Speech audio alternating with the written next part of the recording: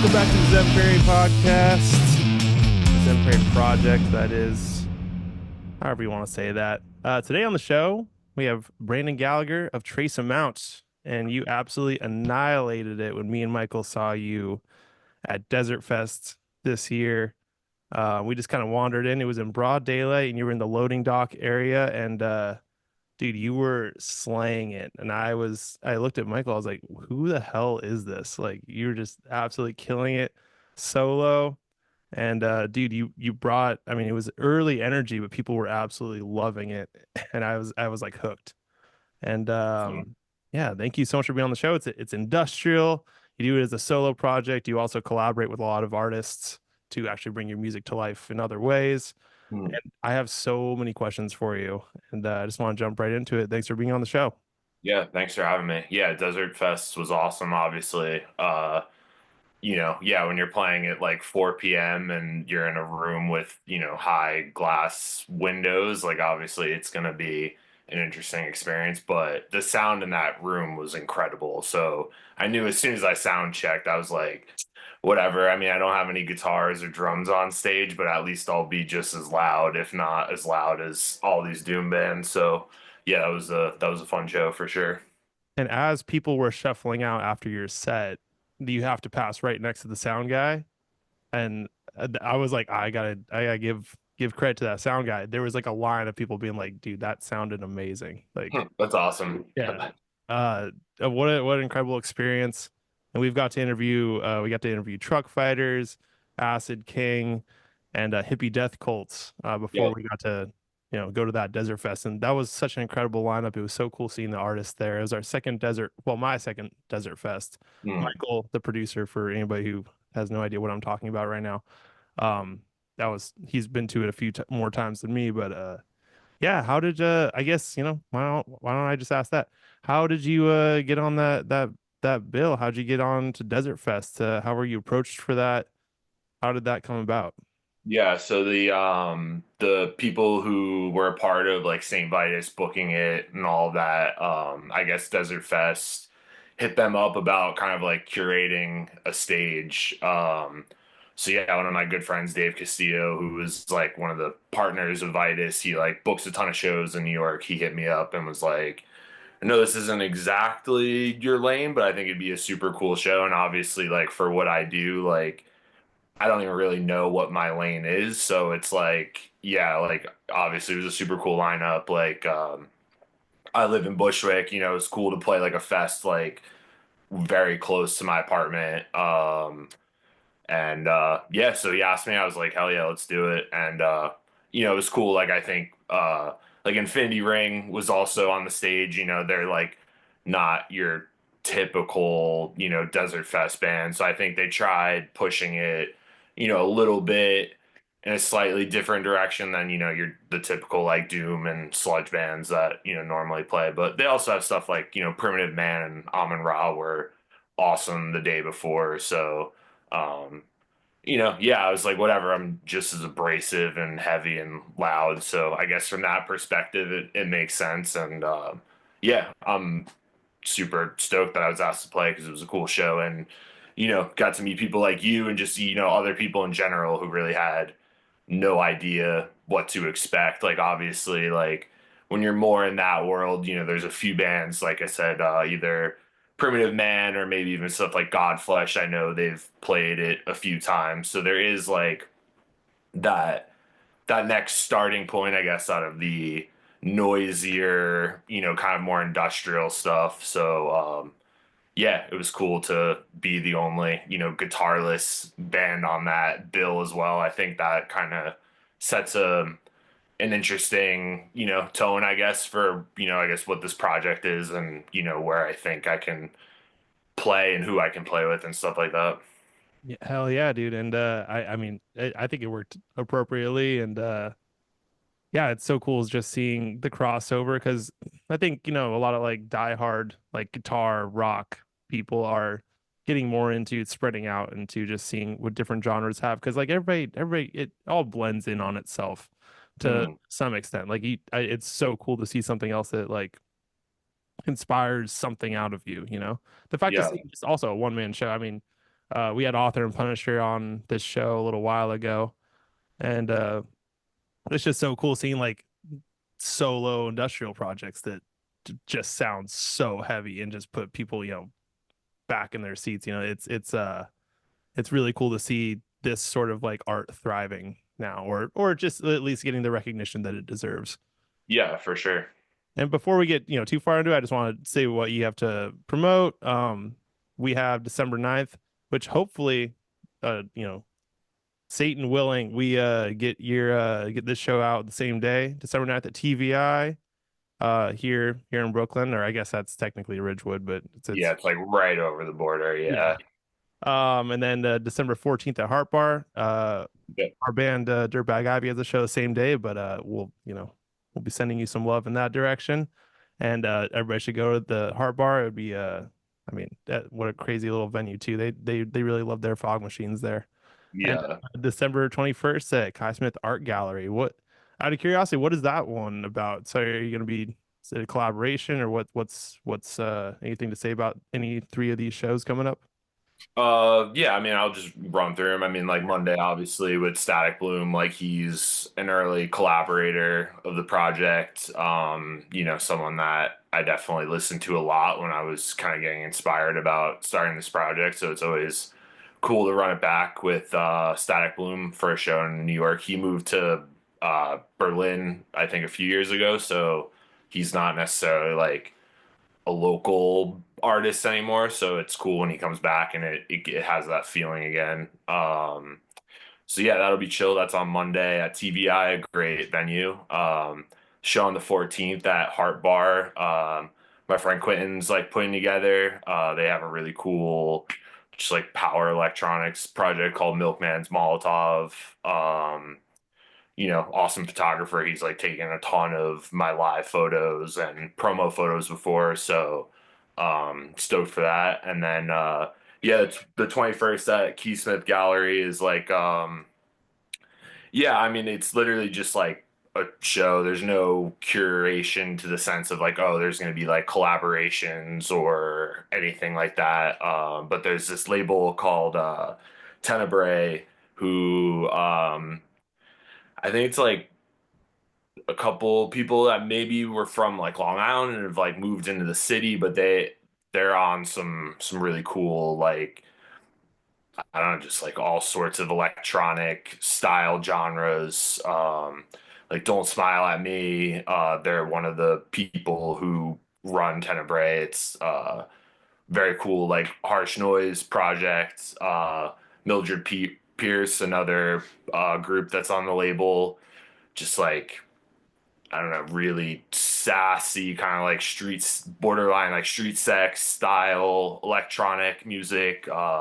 Almost reminds me a little bit of like Wes Icehold from like American Nightmare Cold Cave. He had a project called Exoskeletons that was like very like MySpace electronic core. I don't know. It's cool. Um and then the homie Grooming, like he, cool like noise artist from New York. I don't think we really haven't played a show together and we've been like talking about it for forever. So it's like, it's cool that it's finally happening. So, yeah, just across the board, like all three shows, I think, have cool lineups. They're all different from each other. And I think it's also like, a good crop of like New York centric artists that are doing stuff right now. Like as like living in New York, there's always waves of artists and bands and stuff like that. And I think when I started tracing out, because I've been doing it for 5 years now, like I think I kind of miss like I'm like in the middle of like a wave, so now like being 5 years into it, there's like some newer stuff that's popping up where I'm like, okay, cool, like I didn't hit the last one, but now I'm kind of riding this wave with some really cool and interesting artists. So yeah, I'm stoked on all three shows. So if anyone's listening and can come out to any of those shows, I think even just my project aside, there's a ton of cool artists on it that are worth checking out for sure.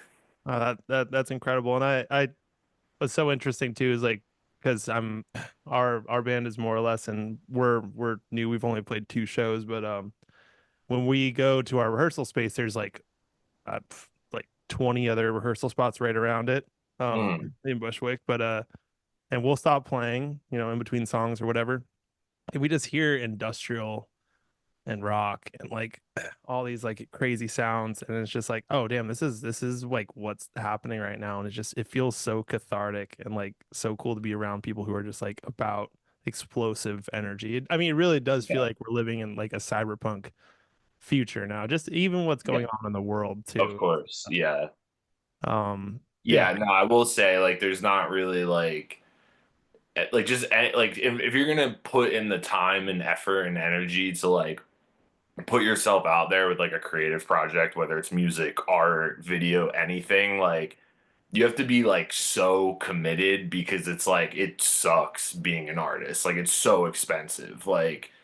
Um so yeah, I think that's also too why like the thresholds like almost gotten like a little bit higher, because everyone's just like so into it, so which is a Yeah. good thing, obviously. Like, but it's I think a chain reaction of like all the bullshit that's like happening in the world. That's why people are like fired up and want to like do it because it's just like who knows how much longer like we're all gonna be here. Truthfully, like it could be tomorrow, it could be whatever. Like, so it's like you might as well just do it hard while while we're still here. Yeah, like send it now. I Yeah, exactly. completely Yeah. agree, and I more or less, before I moved here from California, I think I was more or less just kind of in like your standard rock bands and stuff like that. And there something switched, and I think I'm just generally more pissed now. I've been doing this podcast since 2021. Mm, And even listening back to like older interviews I've done, I think, everybody's just a little bit more pissed now, and actually yeah. I have a lot more questions, but you're bringing up other thoughts that just make sense for the moment. Um, how much that I have to work, how much you have to work. I mean, you do you work in photo, I believe, and I'm sure you do a bunch of freelance stuff just like I do. I worked today at a brand new job, first time ever doing it, had no idea what I was doing, and figured it out along the way. And what is that what does that make you feel like? How does it work? How much of your time do you dedicate to Trace Amount? Mm. And how much is of your life is dedicated to trying to even find jobs, which is also a job? Yeah, for sure. Like how dedicated are you to this? Because I believe things are going well-ish for you. And dude, your music's incredible, like start to finish. If you just have your music playing, it sounds so well done, and it definitely brings you it makes you feel something, and that's what I love about your music. How much do you dedicate to this craft? Mm. Yeah, so I mean, I've been freelancing my work for a long time now. Like I started off as a graphic designer and then eventually learned more video editing and like After Effects animation stuff. So that was kind of the translation where, basically it's going from Photoshop to After Effects. So instead of doing like, album layouts or like merch design, which was kind of like what I did for a long time. I mean, I still do it, but that was like the starting point.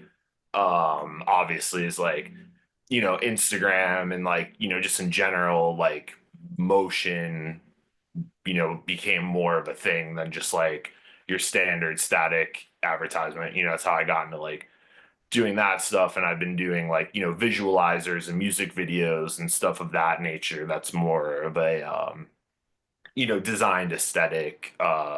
But also just as living in New York is very expensive, and like it comes in waves. Like sometimes I have 10 projects, video projects a month. Other months it's like nothing's going on. Everything's like a roller coaster. So um I started doing a ton of like production assisting, which is like I guess also just adds to the the pain and misery because it's like you're working the hardest on these photo jobs, and then you have like some like entitled photographer that probably voted for Trump like crying over like an oat matcha latte that you juggled 13 of them back to like set, just to like serve these people, and like they came and like look you in the eyes, you give it to them, that kind of stuff. So it's like, but when you don't have the silver spoon, that's necessarily, it's like, all right, well, I gotta work, I gotta like pay the bills, like obviously like making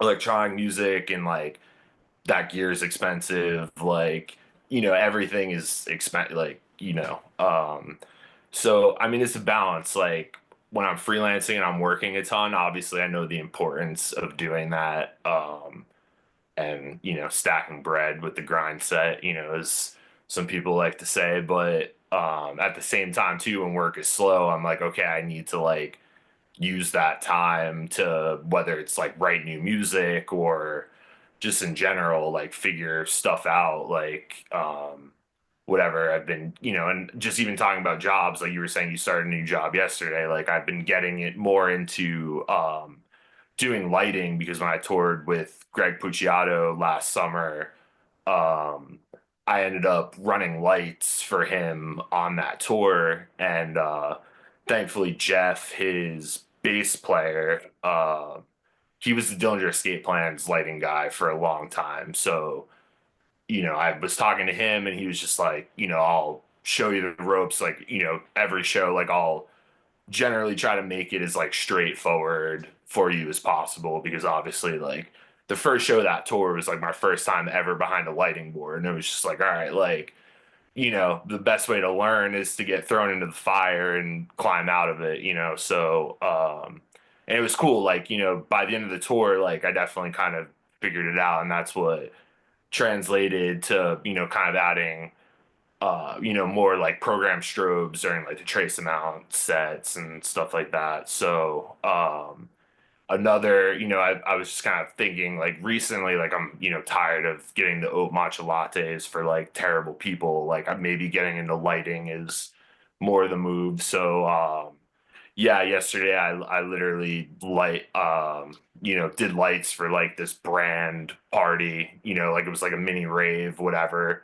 I was like, all right, cool. Like first day on the job went pretty well. Like I get the gist, I'm like, whatever, like doing lights to like very basic 4/4 like techno stuff, but it was sick. It worked out, set them up, broke them down. So I was like, all right, maybe this is like a new side hustle. But long story short, it's like if you want to live in New York and you want to be creative, like you got to wear a couple different hats, because yeah, it's sometimes it's like you're crushing it, you're making a ton of money. Other times you're like, damn, I haven't worked in a couple weeks. Like this is getting sketchy, So For sure.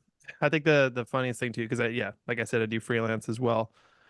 People are like, I'll be like, oh, I don't have any work this week. People are like, oh, you're probably so stoked. You've been working so much. I'm like, nah, I wish I was. It's not, it yeah, doesn't work like that. It's like you gotta figure out your next thing, You gotta yeah, wondering why people aren't calling you or whatever. for It's sure. And I mean, yeah, I like last couple years, like like I did Europe, UK, Australia, Japan, and like two or three like US tours. So it was like touring is, only gotten more expensive. Like, and it's funny because it's like not like the gas is like actually like the cheapest part of touring now, whereas like there was a time you were like, damn, $5 a gallon, like that's brutal, Now it's like you look at like the rental car fees or like hotels or whatever, and you're just like, damn, like all right, cool, like I mean it'll be fun to like do this tour, but like I'm not necessarily like gonna be crushing it, you're just like totally relying on merch and like whatever. But that's kind of going back to the other point I was making, like if you want to do something like this, like you have to be like totally into doing it, because it can be like financially crippling and also just like stressful in a lot of ways, like, but you have to want to do it, like there's no like excuses otherwise, like yeah, no one's holding a gun to your head about being like, oh, you gotta go out on tour or like put out a record. It's like, no, like you gotta be like stoked on what you're doing and like want to do it and do it at whatever cost. So That's the thing.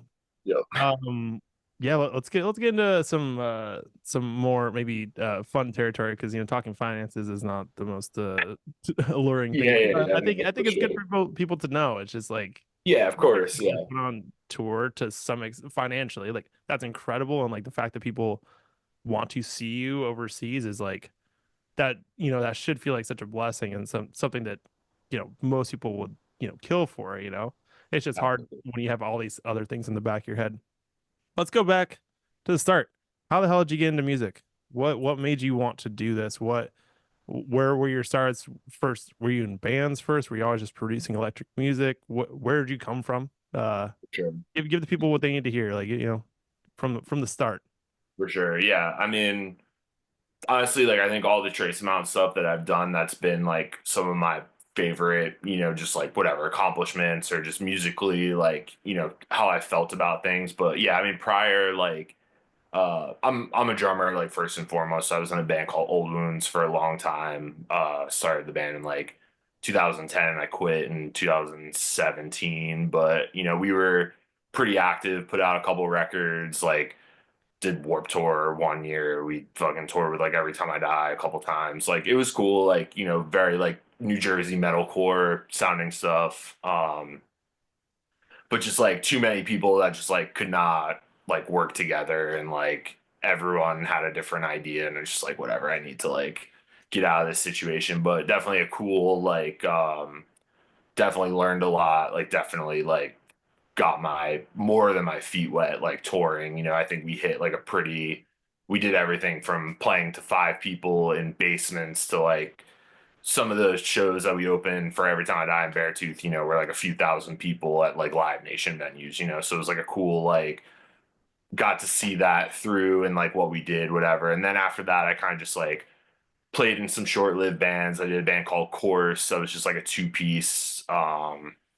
of mathy metalcore band, some other projects. Muscle Before Paradise, I played in a band called Mirage. And then it just kind of got to a point where I was like, I think my goals musically, like, just going back to the international traveling, that was something, being in Old Wounds for 7 years, we never left US or Canada. So it was like, I've been doing music for so long, like, yeah, I could just like book a vacation in Europe or where I go to these places, but like I also want to have like a musical project that like can have that excuse to be like, oh, I want to like go here, like try and figure out a tour in South America or a tour in Australia or something, and obviously like we were talking about before, and I won't, you know, beat it to a dead horse, but it's like obviously everything's expensive, right? So with being a solo project, it's like, okay, well, if it's just me, um, I know I'm committed to this. Like there's no like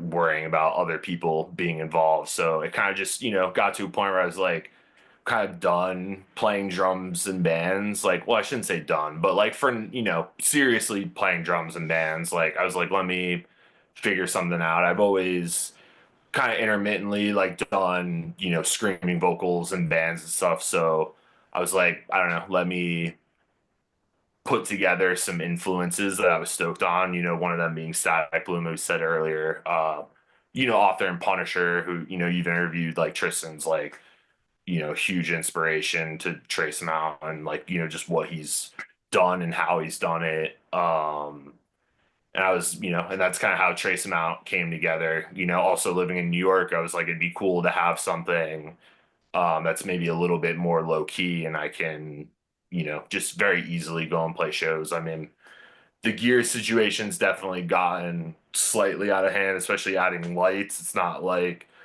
backpack on the L train, like going to the venue, like I maybe first envisioned it being. Now it's like a couple cases, and I'm like, oh shit, I don't know. I guess I'll call an Uber. Like, not ideal, but um, you gotta make sacrifices. Like you said, you saw the Desert Fest set and you were like, man, that was punishing. So it's like, all right, you need some gear, I guess that's a little bit heavier, a little bit harder to lug around, whatever. So, but yeah, that was it. Really just like, kind of playing drums and bands, and obviously as a drummer, I mean, like it's a lot of gear. It's very like it's just after a while, it's like, man, like, I'm in this band with people I'm not necessarily gelling with, and it's like I'm doing the most work. Like I'm good. I'll figure something else out. So that was kind of a start. And like I said, I was doing a ton of like visual stuff as well. So, it kind of just came together where it was like, cool, I can really craft this project in a way that's like visually,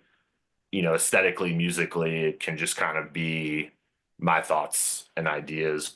And that's also why it's very rhythmic. Drums are like the only instrument that I can like truly like play. Like I'm not like I can't really play the piano or guitar at all, anything like that. So like the musical melodic elements, that's like not necessarily my strong point. So that's why it's just like screaming heavy drums and feedback, like that's my lane for sure.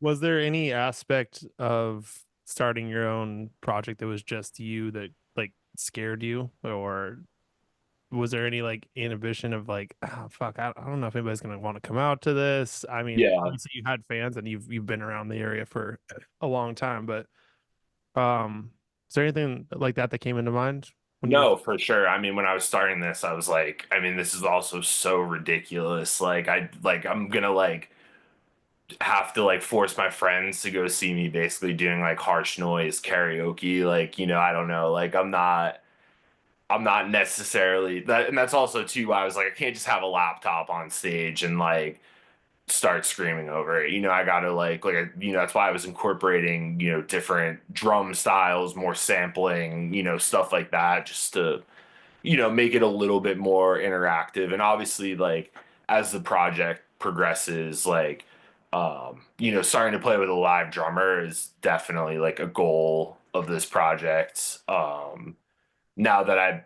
don't want to say I've like maxed out like the one man band thing. Like I think I've definitely figured it out in a way where, like you said, like you had no idea what to expect. Like you saw it, you were like, cool. Like, like it sounded cool. Like you were into it. So it was like, I can definitely do it and not feel like how I initially felt about being like, oh man, this might be like a little cringe or a little cheesy.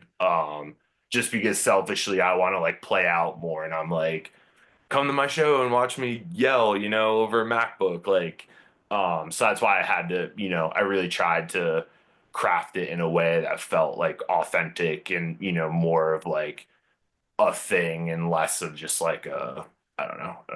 I don't want to say a cry for help, but like, what I mean? Like something that just was not like, not fully there. But in terms of like performing or anything like that, like, it kind of just comes back to like if you want to do it, like you have to send it, and I've kind of just always felt that way. So um the nerves just only really come into play like leading into it. But once it starts, then I just black out and it happens. But yeah, I mean Desert Fest, like, it was just like all day. I was just like, man, like I could have played like 2 hours ago and just like went off. So there's I think also that too, like that built up like just energy and like spazziness, I guess.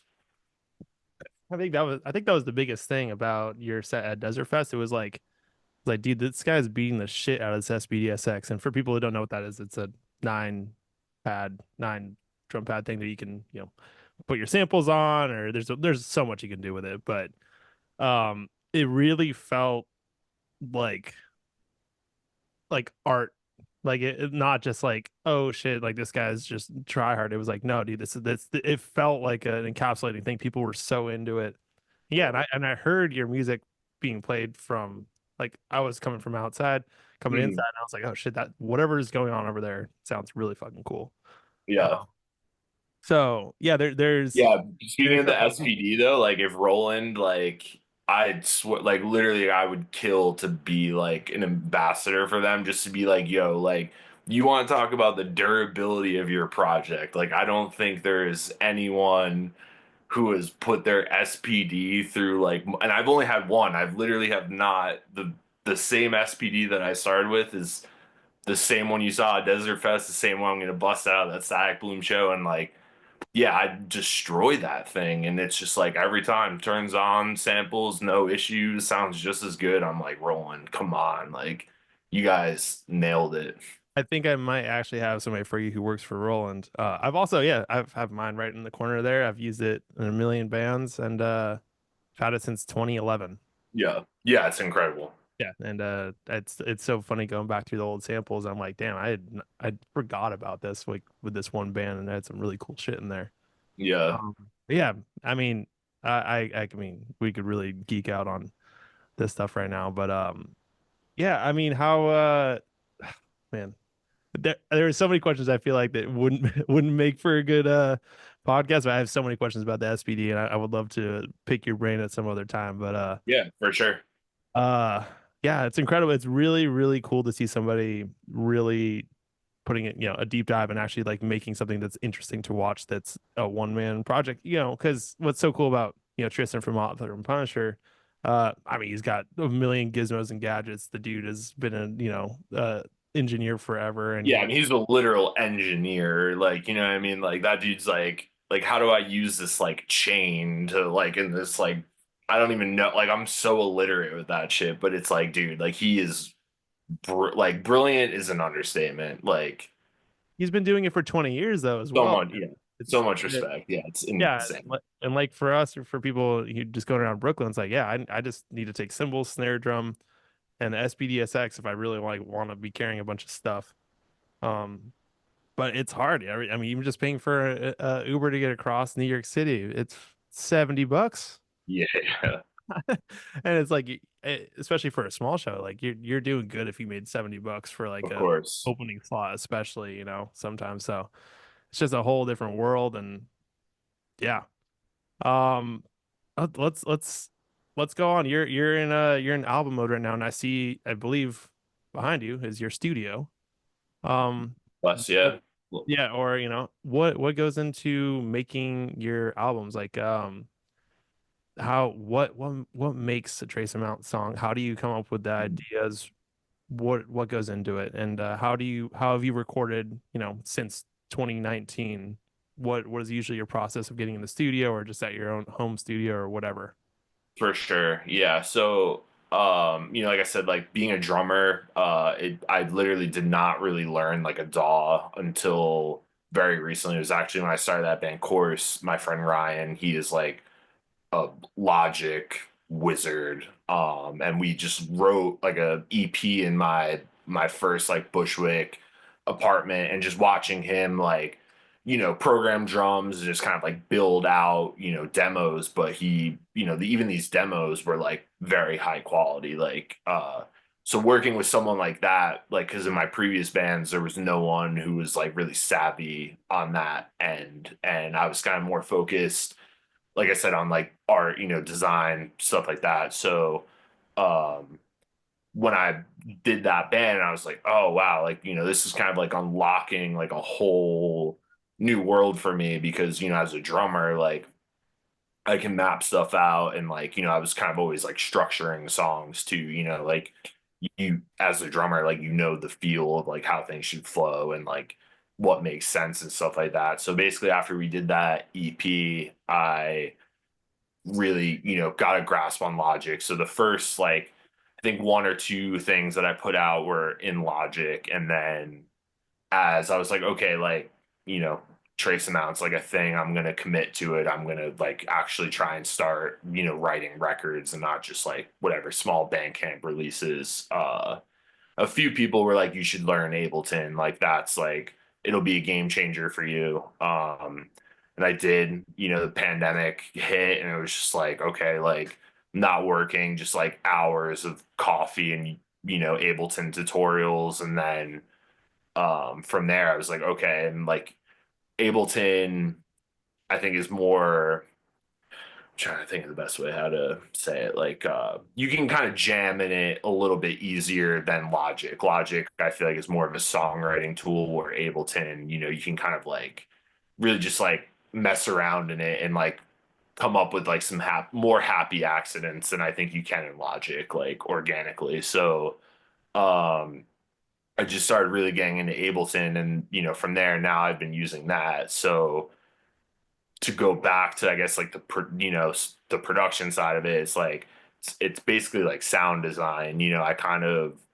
go through, sample some kick drums, like, just everything from like heavy bass to like, whatever clicky stuff. I kind of just like build like palettes of samples, textures, stuff like that. Like, I know it's cheesy, but like, when like the subway like sounds weird, I'm definitely pulling out my phone and like holding my phone up to like, whatever the crack in the door and like trying to get that noise, or like, someone's jackhammering on the street or like whatever. I definitely like take those noises as well. And then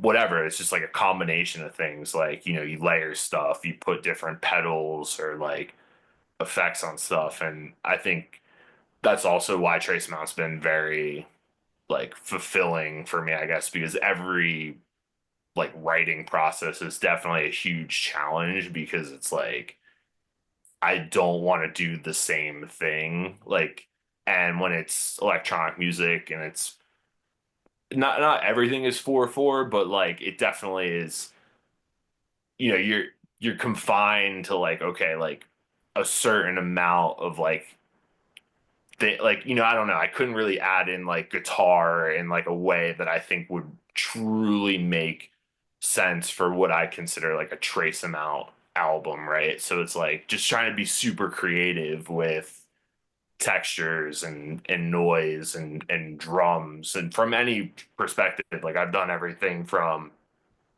samples to going to a studio and just playing, and then distorting like actual drum samples. But like I said, that's the beauty of it, like you're kind of limitless in that aspect. So that's really it. It's like kind of just like the starting point is like making like a new fresh folder of stuff that I haven't used in like previous records. It's not obviously like whatever. I definitely have like my favorite samples that like I try to bring in every so often. So someone's like, "Oh, like that's like this weird trash can sound that he used like two EPs ago or something." Like just have like little things that like make it through that I'm like, all right, that's like a goated, low end hit or something, just to have some, the same way like a bass player or guitar player has like their signature tone, or like a drummer has like a certain style. There are certain things that I try to carry while also being like refreshing in that way. So, um, yeah, I mean, the writing process is definitely a little bit of a journey for sure. Like, um, I can make beats all day, but then finding the right combination of just sounds, and then also thinking like, how is this going to come off live, or how is this going to feel live? Because obviously like it kind of all comes back to like, I need to be able to like really like burn it down in a live setting with the track. It can't be like flat or like stale. So I do say it takes a long time for me to be like, okay, like this track is good to go. At least for, an album mode, like for something that's just going to be strictly trace amount. Like the collaboration process, I'm a little bit more loose about just sending stuff over, because like anyone, like you're going to view your own stuff in such a different way, and that's such a higher level where um like whatever, for example, I went into the studio with Harlan from Show Me the Body, as like a very his label, or his like collective Corpus, has like an awesome studio in Queens. And I just like went out there, we were just like kind of messing around, throwing some ideas back and forth. I was showing him some of my early record demos or whatever, and just even stuff that I was like not that like stoked on. Like he was like, "Oh, let's try running this through this pedal," and then like something that I had been burnt out on for months, like just on one tweak, took it to a whole new level. So it's like, there's a balance, I guess. Um, For yeah. sure. And then like bringing something to a studio, especially like, I don't know, anytime one of my guitar player friends or something like that will play a lick or from something they have, and they're like, ah, I always play this. I'm like, dude, that's sick. What if you just like Yeah. slow it down? You know, it's always somebody else's fresh perspective on something that you once cared about, or is always like something that your go to. Is always so nice to hear a refreshing take on it, and that's super cool. So I mean, like you're so for collaboration, you're sending stuff around. I guess, and also you're in recording mode if I'm not mistaken, right? You're currently Yeah, I mean, recording and making an album mode are like kind of the same thing, like just because like I guess like recording for Trace Amount is like making the samples, you know what I mean? Like so the only like real like record where I feel like this is like proper like in the studio mode, like I book time at I'm sure Pirate like studios. Like I just like book one of their studios and just like yell into, whatever my SM7 be and like just kind of produce it myself, sort of thing. I don't know like I guess any of the like in the studio time is just like the mixing aspect, and I'm like, all right, let's put this to a record, I've done a couple records with like Ben Greenberg at his studio, Circular Ruin in Brooklyn. Like that was like, your typical like mixing process.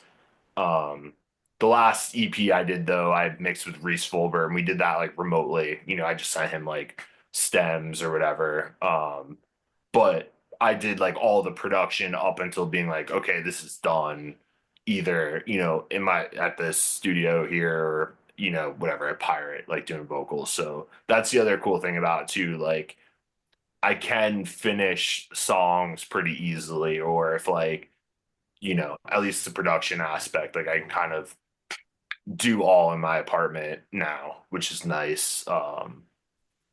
Maybe up until like a year or two ago, like I didn't feel like my gear situation or just like my confidence is like, being behind the board necessarily, like doing that kind of stuff wasn't up to that level. But now, like, I'm pretty, stoked on like my gear selection and just knowledge of, like I said, Ableton and like, using the SPD as like MIDI to like make stuff, like, I don't know, just my knowledge in general has gotten better. Thank you, YouTube. yeah, for sure. Um, how did you? Man, I could go off on so many different directions right now. I mean, you did just mention the SPD. I do want to ask some questions about that for your live shows. So if you have samples for your songs, when you have a set together, I'm assuming you know what you're gonna play. Um, are you running? I do not remember. Are you running out of your laptop? Do you save everything onto the SPDSX, like right onto it, or Hmm. how Yeah, do so you I have like go a about live couple show afterwards? for sure. So there's like a few layers. Like I have basically like a laptop replacement, something I like load in, stem like track stems into, and I can separate it from different channels. So that's how I can kind of like splice up like, the low end or the high end and kind of like dial it in per show. And then I have like the three layers of samples, which is like the SPD, the 404, and then I also use like a chaos pad for the vocals, and that's also how I can add like, just whatever more like delay or, noisier stuff. So it's like it's pretty layered, like which is kind of just going back to why I didn't want to, like obviously with a laptop and you can, run it through an interface and like really dial it in, but I do like about my setup how I can go in there and I'm like, oh, like for whatever reason, the mid range in this room like sounds really good. And if I turn the gain up on that mid range, like it's just gonna add like a nice layer of more noise or whatever. So, um, there's that element too. But yeah, it's all So you're dialing in sound check, like you can, and you whatever computer brain you're sort of working with, you can actually dial in how you want it to sound.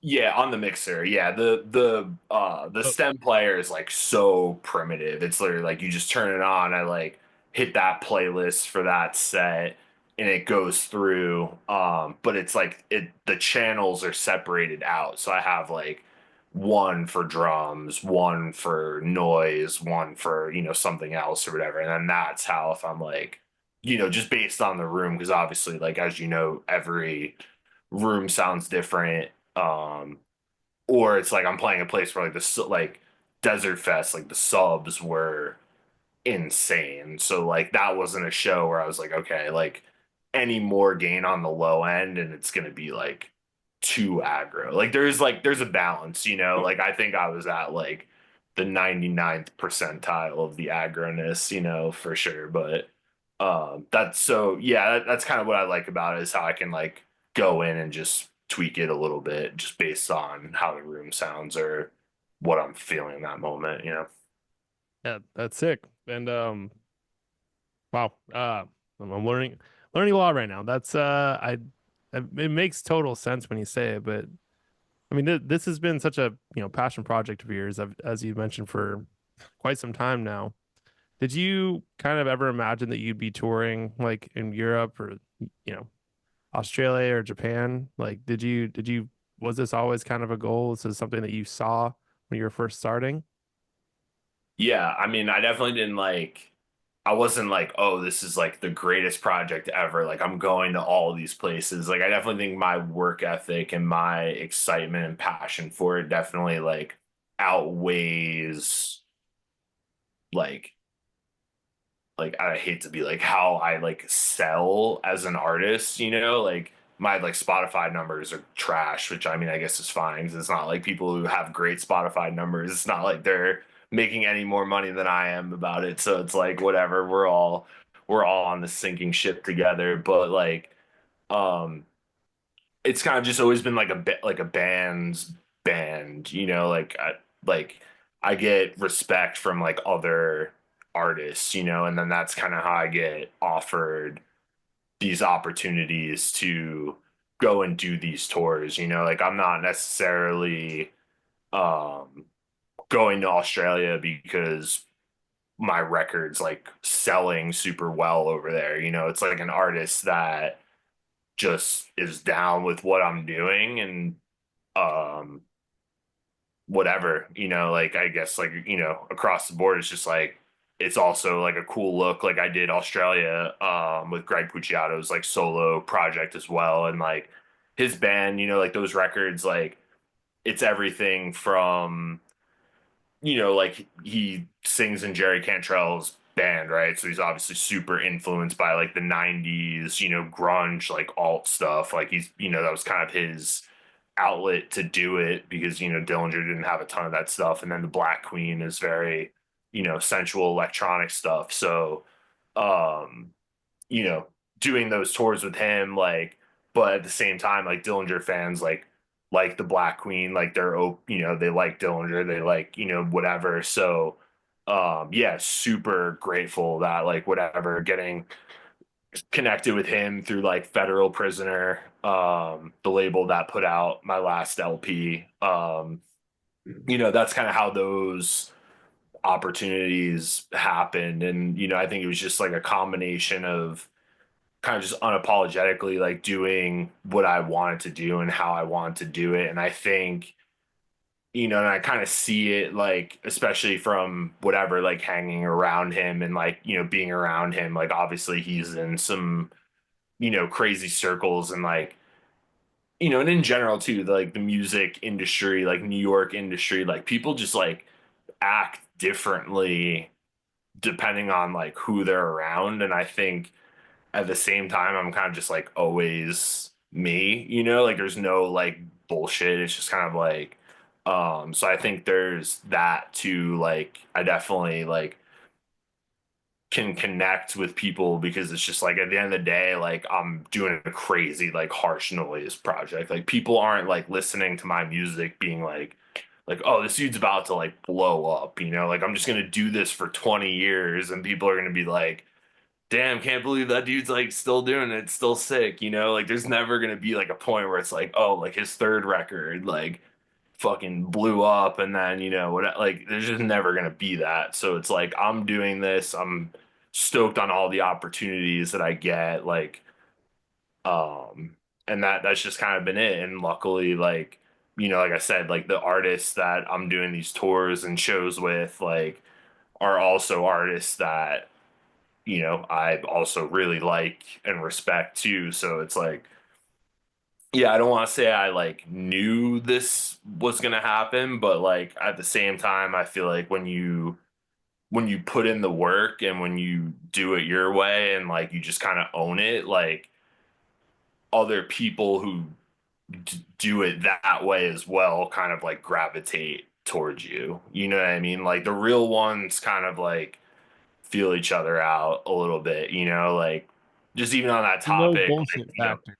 There's a no bullshit factor of like just this is what we're doing. This is how I yeah, want to do it. And I think Greg Cruciato is actually pretty in, especially in his scene, being with Dillinger, Escape Plan, like he, more or less kind of just stopped doing that project, even though people are so hungry for it. And he's like, I'm just gonna do my own thing. And yeah, after on hiatus for a while, and like I saw his solo show, with his band with the Escuela Grind opened up for him. But I mean, dude, his voice is just insane, and his level of presence is just he's just who he is. Like, yeah. That was the tour I did lights on, the oh, Escuela Grand tour. Yeah, so if you remember that show fondly, thank God you weren't like, oh, it was great, but I was just like, why were the lights like being weird the whole night? But yeah, Gramercy Theater, the lights are incredible. That was oh yeah, yeah, it's so funny. yeah, Yeah, that, like another example, like there's this artist King Yosef, right? Like him and I, like we did like a West Coast tour. He was also on that Greg Puciato Australia tour, and then we did Japan together after that. But like he's another dude, like him and I are just like very on the same page about a lot of things, about like how we do things, how we go about doing things, like, the ethos behind it. And it's like, he's crushing it. Like he just toured with Health like earlier this year. He's like uh, finishing up another uh, record. I was Hell on yeah. the Brooklyn Steel. Yeah, it was Yeah. I think I was in England, which obviously I was stoked on, but I was also like, damn, like the homie is like playing in Brooklyn with Health at like a bomb venue. Like I was bummed that I like just couldn't be there as like the cheer squad, the like, sound, side stage, but the subs in that place yeah, were, dude, it was insane. Yeah, like it was so cool to see them. Yeah, and they brought down the house, and they were fired up, like yeah, that's awesome. so cool. But it's so cool you're like in these circles, and makes so much sense. How did you? How were you received overseas, like in general? When people hadn't seen you before, or Mm. anything that kind of comes to mind, or any specific area that you thought you did well in, or maybe people were like, I don't know about this. Like any Yeah. Yeah. So the first time I toured Europe was actually with this band, the Soft Moon. Unfortunately, the singer Luis, he fucking passed away earlier this year. Um, but yeah, doing that tour was insane. I mean, it was all Eastern Europe and like Northern Europe. Like the first day it was in Austria, and then we just kept going more east. Like there were shows in like Serbia, North Macedonia, Slovakia, Slovenia. Like we got in there for sure. And um, the Soft Moon's more like post-punk, like definitely like, still electronic in that realm. But like whatever, like I think in general, like I don't know if people really knew what to expect. So, it's just kind of a lot of like, arms crossed, like whatever. But at the end of the day, I don't really know what to expect from people watching my set anyway. So it's like, I'm just grateful and like honored to be in these rooms, because like I said, I've also played a lot of the, two people basement shows or, whatever venue show. Like, and I want to go to these places, so it's just like cool, whatever. I'm gonna do my thing if people are down with it. Um, and I'd get everything from like, oh, have you, your music is great, but the vocals, not so much. Like just very like dry, like, backward. Like, have you ever considered DJing? Just like all sorts of stuff that's just like Like, all right, cool. Like I understand like where you're coming from, I guess. Just a very backhanded, dry way to explain it. Australia was like, kind of the same thing. Like obviously people were there to see Greg. And even with King Yosef, like, he was a nice, like, kind of in between because he was bringing like some of more of the like, the moshers, I guess, and he obviously has a lot of like noisy, like sampled stuff. So it was like, he's obviously more like metal core leaning than I am, but I think we're a good like kind of back to back in that sense. But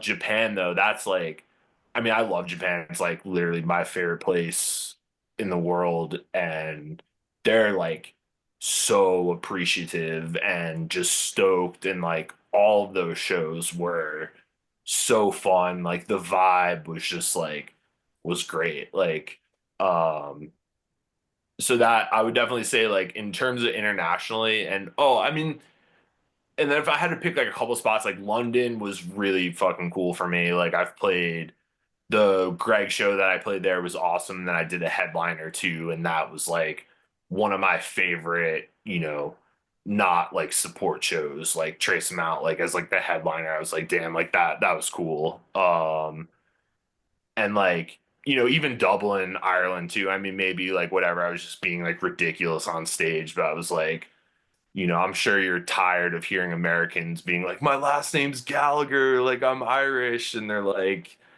fuck you, like you're like five generations removed. But that like got people super hyped, and then that show ended up being sick, so it was like, all right, cool, like I've got a soft spot for Dublin too. But yeah, I think I would say England, like UK, England, that general area, and Japan were like, I think a little bit more hyped up than Australia and like mainland Europe were for me. Yeah. Kind of something going off that. I always feel like because I've done decent amount of these interviews, like almost hitting 100 now, but I've had some people kind of fall off of music or art or whatever they're doing. And I think people who don't expect anything of anybody or tend to do a lot better. Like they're not expecting anybody. Like if there's not a mosh pit tonight, if there's not, 50 people here for me, then like this is a failure. If you're just there and you're gonna try to have the best time you can, or just like, produce the best sound you can and your music and actually be authentic about it, I think that's always just like the best way to go about it.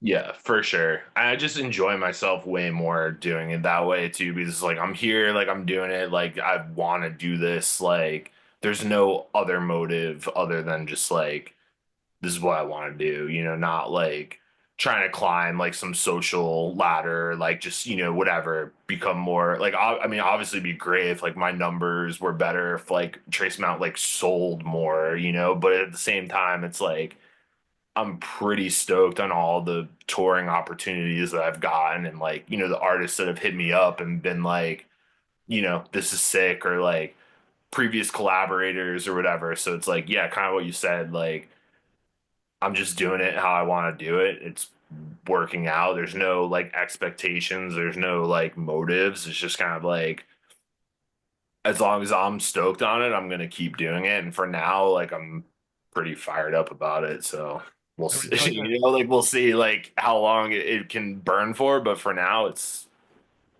we're cooking. I got a full tank.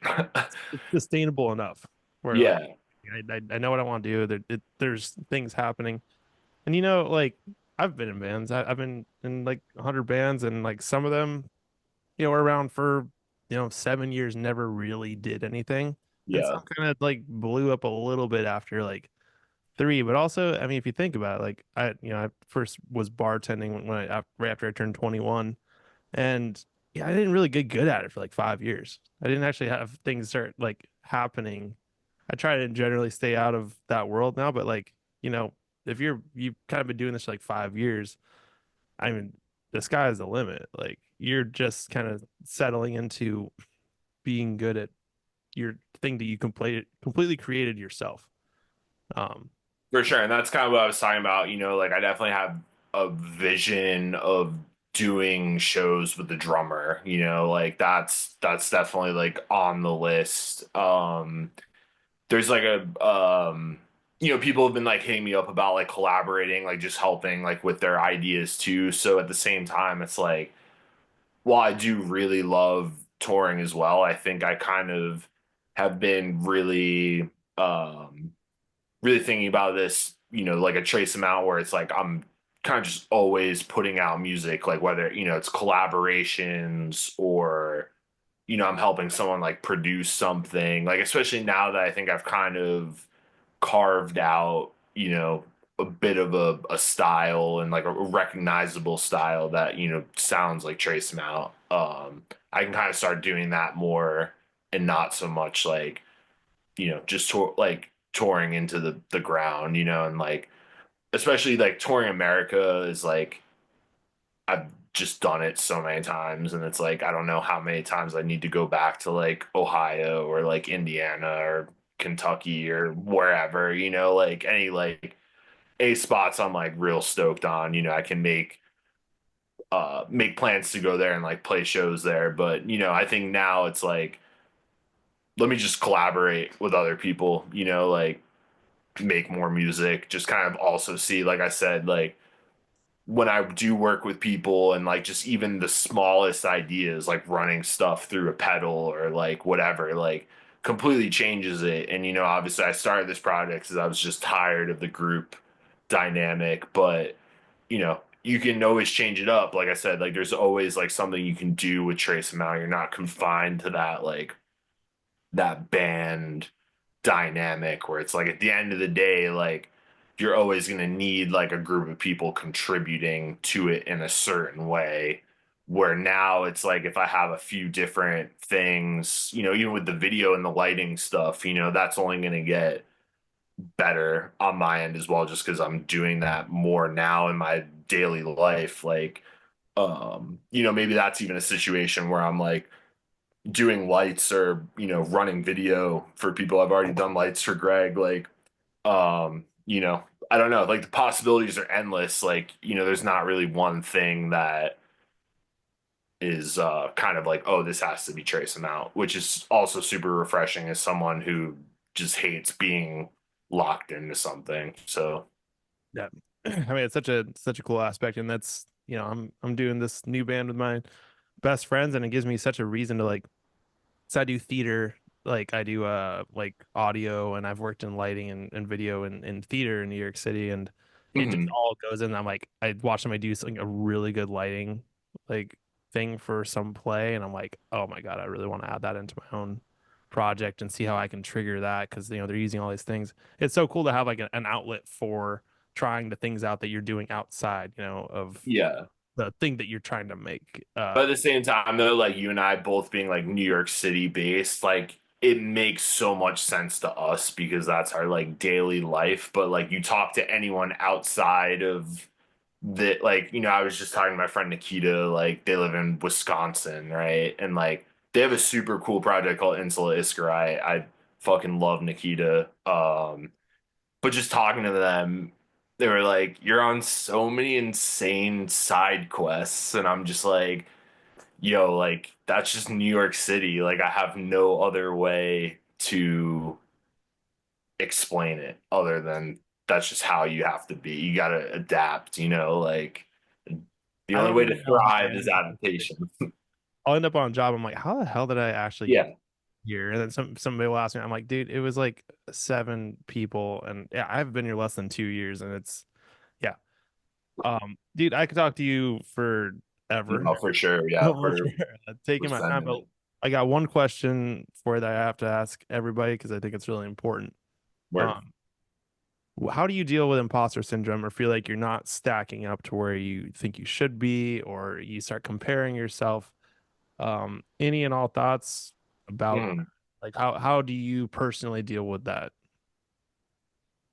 Uh, I mean, at the end of the day, like I just try to like avoid really even thinking about that because it's like you're gonna do, it's kind of just like really embodies, I think, our whole conversation, a lot of points that we talked on. Like, as long as at the end of the day you're doing things like how you want to do them and like you're owning it, and you're not like doesn't seem fake, and it doesn't seem like you're doing it because you like have to do it or like for whatever reason. Like I think that's really it, you know?